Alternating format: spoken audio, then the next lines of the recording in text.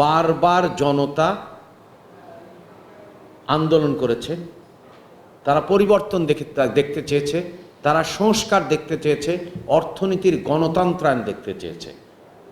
কিন্তু আমরা লক্ষ্য করেছি যে প্রতিটি পরিকল্পনাই বাস্তবায়নের কোনো কৌশল ছিল না, যার ফলে আমরা লক্ষ্য করছি বার্ষিক উন্নয়ন কর্মসূচির এই রকম কম বাস্তবায়ন।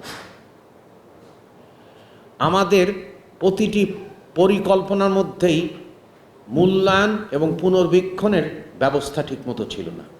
অর্থাৎ আমরা বলার চেষ্টা করছি যে অর্থনৈতিক কৌশলের ক্ষেত্রে যেমন বাস্তবায়ন কৌশল নির্ধারণ করতে হবে, তার সাথে সাথে বাস্তবায়ন কৌশল নির্ধারণ করতে হবে এবং তার সাথে সাথে আমাদেরকে দায়বদ্ধ হতে হবে, যাতে প্রতিটি বিষয়ে আমরা জনতার কাছে জানাতে চাই। আপনারা মনে আছে আমাদের ইশতেহারে ড্যাশবোর্ডের কথা বলা আছে। আমরা হাতির ঝিলে বাতি জ্বালিয়ে বিদ্যুৎ করে এখনকার পরিস্থিতি যেতে চাই না। আমরা যেহেতু দায়বদ্ধ এবং জ্বালানির ক্ষেত্রে আমরা কিভাবে আমরা সবচেয়ে বেশি মাত্রায় পেনাল্টি দিচ্ছি, অর্থাৎ আমরা একটা নতুন দেখছি যে সরকার জনগণের কাছে যত দায়বদ্ধ সেই সরকারকে সবচেয়ে বেশি পেনাল্টি দিতে হচ্ছে। কারণ হচ্ছে যে একটা পতিত সরকার দীর্ঘমেয়াদী মূল্যস্ফীতি রেখে গেছে এবং যার কারণে দরিদ্র মানুষের সংখ্যা গত 3 বছরে ন্যূনতম 90 লাখের মতো বেড়েছে। এখন যদি তড়িঘড়ি করে জ্বালানি বা বিদ্যুতের ক্ষেত্রে এই যে অ্যাডজাস্টমেন্ট করা হয়, তাহলে কিন্তু মূল্যস্ফীতি উস্কে যাবে।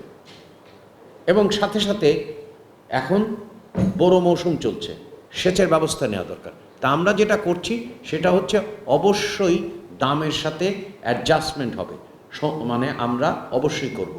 আপনাদের মনে করিয়ে দিতে চাই, ইউক্রেন যুদ্ধের সময় গ্যাসের দাম বাড়েনি, কিন্তু কতবার বিদ্যুৎ এবং গ্যাসের দাম বেড়েছে। তাহলে আমরা যেটা বলার চেষ্টা করছি, কেন আসলে আমরা মনে করি যে জনগণের কাছে দায়বদ্ধ জবাবদিহি সরকার আসলে অর্জন করেছে, যা আমাদের অতীতের ইতিহাস বলে। অনেক উন্নয়নের বয়ান বলা হয়েছে, পরিকল্পনার ছড়াছড়ি, delta plan, perspective plan, 5 year plan, কত প্ল্যান। একবারও কেউ 2% পয়েন্ট প্রবৃদ্ধি অর্জন করেছে বাংলাদেশের ইতিহাসে? কিন্তু আপনি যদি খেয়াল করেন, মরহুম শহীদ প্রেসিডেন্ট জিয়াউর রহমানের সময় 2% পয়েন্ট প্রবৃদ্ধি অর্জিত হয়েছে, বেগম খালেদা জিয়ার সময় 2% প্রবৃদ্ধি অর্জিত হয়েছে, আর কোনো সময় কিন্তু হয়নি। তার মানে আমাদের ইতিহাস। এবং প্রতিটি সংকটকালে নতুন ধরনের সুযোগ তৈরি করা হয়েছে। ইতিমধ্যেই আপনারা খেয়াল করেছেন, মাননীয় প্রধানমন্ত্রী কল্যাণ রাষ্ট্রের ক্ষেত্রে সর্বজনীন ব্যবস্থা তৈরি করার ক্ষেত্রে ফ্যামিলি কার্ড, নারীর অগ্রসর, অর্থাৎ নারী যদি আমরা উন্নয়ন মাপব কিভাবে, একটা যদি সূচক থাকে তাহলে হচ্ছে যে নারীর অগ্রগতি, দেশের অগ্রগতি, উন্নয়নের অগ্রগতি। এবং সকল নারীকে এই কার্ডের আওতায় আনা হচ্ছে। ঠিক একই কায়দায় আমাদের এই অঞ্চল শুধু না, বাংলাদেশ শুধু না, এই অঞ্চলের সব জায়গায় কিন্তু পয়লা বৈশাখ উদযাপন করা হয়। সেটা যেমন আপনার ভারতে করা হয়, নেপালে করা হয়, শ্রীলঙ্কায় করা হয়, মিয়ানমারে করা হয়, থাইল্যান্ডে হয়, ক্যাম্বোডিয়া হয় এবং ভিয়েতনামে হয়। এবং দেখেন যে পয়লা বৈশাখ যে সৌর বৎসর, যদি আকবর যেভাবে কৃষির সাথে আপনার চন্দ্রমাস এবং সৌর বৎসরের সম্মিলন ঘটিয়েছেন, ঠিক একই কায়দায় আমরা কৃষকদেরকে প্রথম বাংলাদেশের ইতিহাস না, অনেক দেশের ইতিহাসে তফসিলি ব্যাংকের কার্ড দেওয়া হয়েছে। অর্থাৎ ব্যাংককে আপনার হিসাব খোলার ক্ষেত্রে কি করতে হতো, এখন ব্যাংক যাচ্ছে এবং ভিসা কার্ড দেওয়া হয়েছে।